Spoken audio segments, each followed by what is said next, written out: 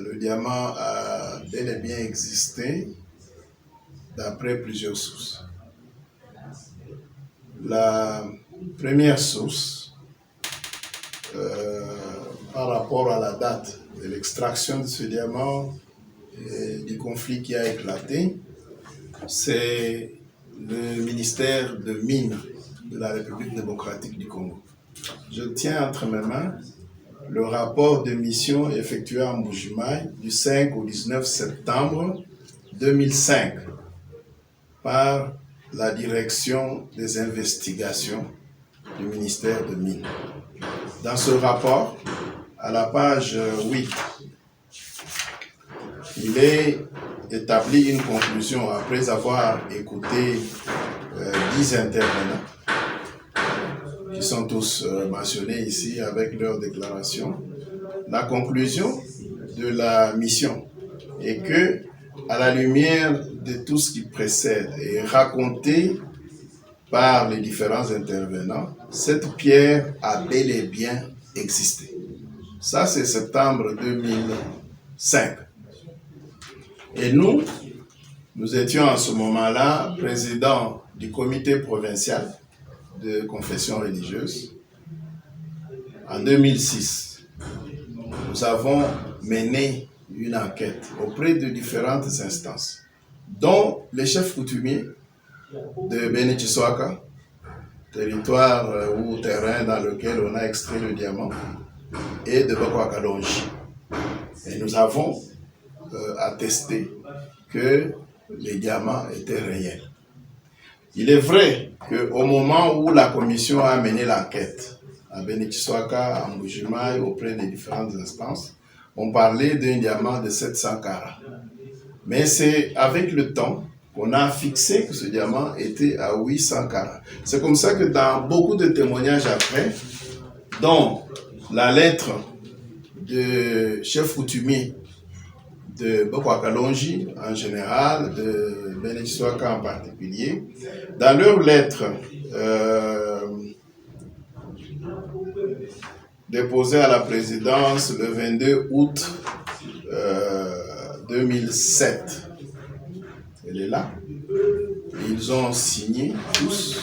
Vous pouvez voir les différentes signatures jusqu'au dos. Et donc, dans cette lettre, ils disent que le diamant a effectivement existé. Et ils mettent une série de rapports auxquels ils ont pris part, où ils ont pris connaissance, pour établir que nous, chefs coutumiers de Bakwakadonji, signataires de ce mémorandum, avons l'honneur de solliciter de votre Excellence d'ordonner la restitution de la dite pierre précieuse à ses propriétaires légitimes pour permettre à tous les ayants droit de rentrer dans leur dû. Ça, c'est 2007. Mais nous, en 2006, nous avons rencontré le chef de l'État, son Excellence Joseph Kabila. Nous lui avons fait part, entre autres sujets, de cette affaire et de notre constat après avoir vu les différentes parties. On a écouté même les différentes personnes qui sont mentionnées dans l'enquête de 2005. On est arrivé à la conclusion que le diamant appartenait à M. Théo Mbir. Et nous avons ce jour-là, à la demande du chef de l'État, de connaître qui était ce Théo Mbir. Nous l'avons présenté physiquement à son Excellence, Monsieur le Président.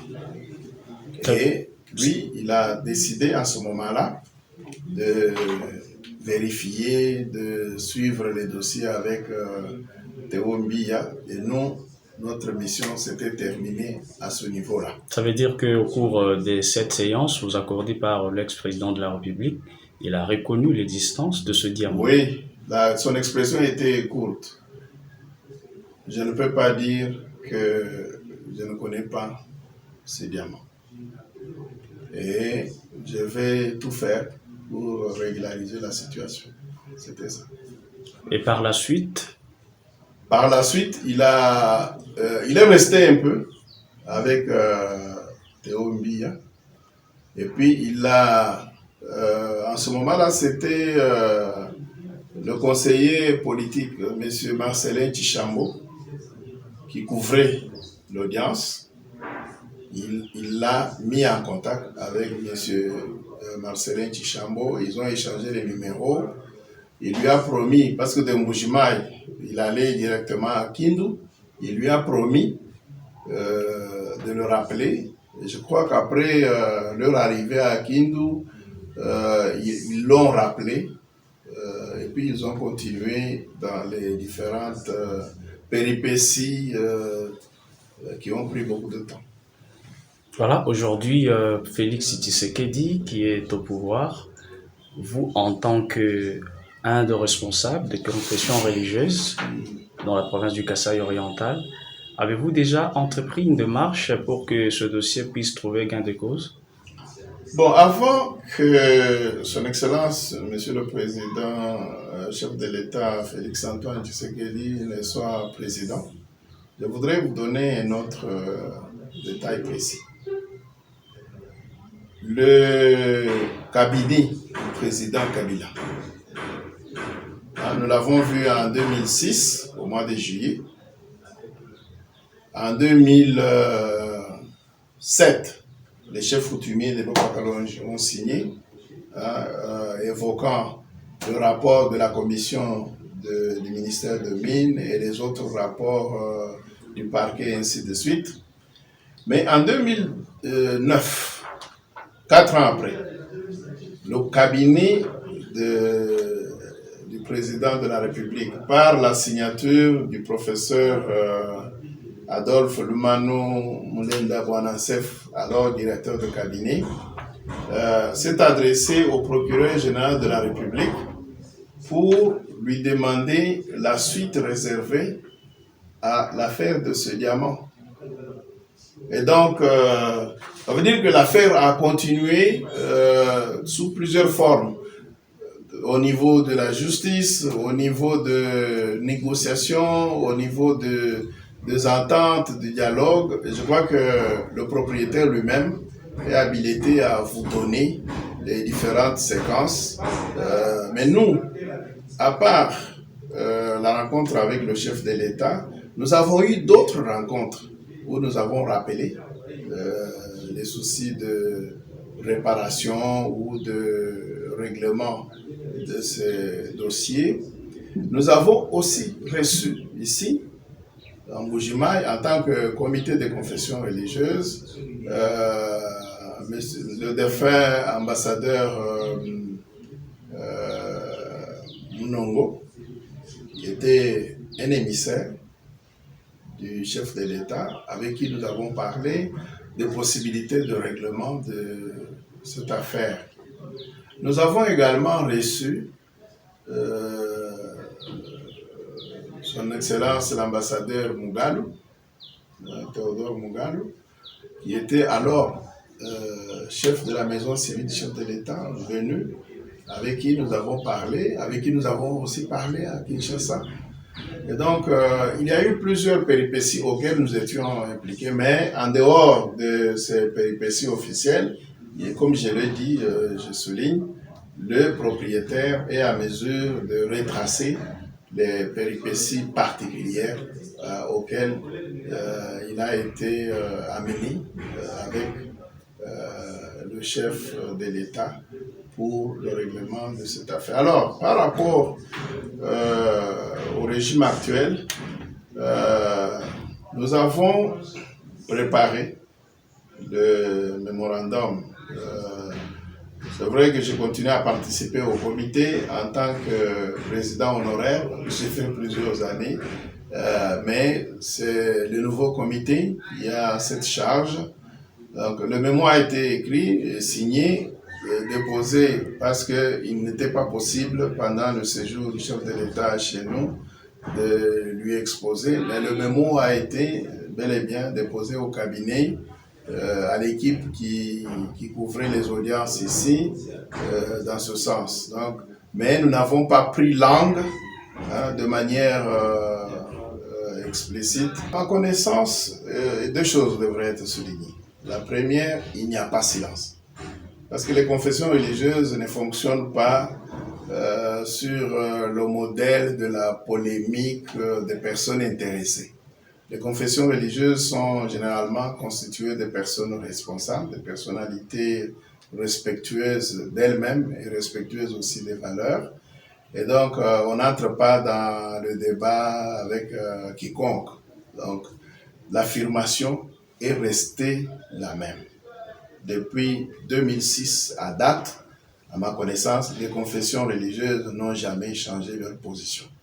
Nos enquêtes de 2005, fin 2005 et 2006 confirment que le diamant a bel et bien existé.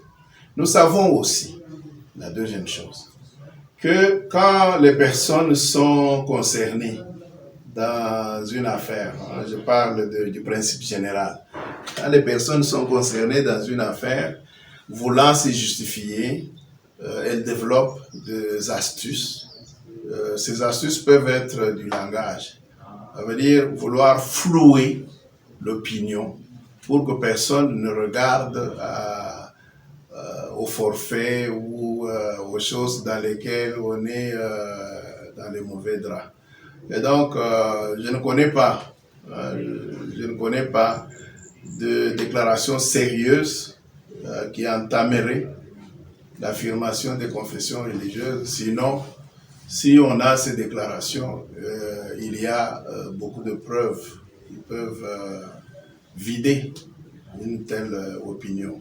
Et je considère aussi que le chef de l'État, au nom de la République, avec le mandat de faire justice à tous les Congolais, comme je l'ai conseillé à plus d'une occasion, cette affaire peut être réglée à l'amiable, sans que les uns et les autres se ridiculisent devant les juridictions de droit commun ou tout ceci. Je crois que nous avons toujours, en tant que confession religieuse, conseillé au pouvoir d'État de faire justice, un peu comme Laurent Désiré Kabila l'a fait en faveur d'Alphonse Moïse. C'était encore nous, confession religieuse, société civile, qui avons réclamé, et Laurent Désiré Kabila a compris. Il avait libéré le diamant d'Alphonse Moïse, notre concitoyen. Je crois que c'est ce que nous avons conseillé à ceux qui travaillent ou sont dans les dossiers auprès de l'ancien chef de l'État. Et je crois que dans le mémorandum actuel, tout récent, des confessions religieuses lors de la dernière visite du chef de l'État, c'est dans le même sens. On demande au chef de l'État, non pas d'aller dans les accusations ou quoi, mais plutôt de demander à son prédécesseur de simplement régler la question en toute dignité, et pour lui-même et pour celui qui est victime de toute cette machination. Et je suppose que ceux qui font la fameuse déclaration de négation peuvent facilement se retrouver dans la classe de ceux qui étaient à la manœuvre pour effacer l'existence de ce diamant. Mais pour le moment, ce que je peux dire, les confessions religieuses maintiennent leur position et les confessions religieuses affirment, persistent et signent que le diamant existait, qu'il appartient à notre concitoyen Théodore Mbiye et que justice, c'est de lui rendre le diamant ou la contre-valeur ou de négocier des sommes qui peuvent être relativement compensatoires pour lui, mais aussi pour le peuple.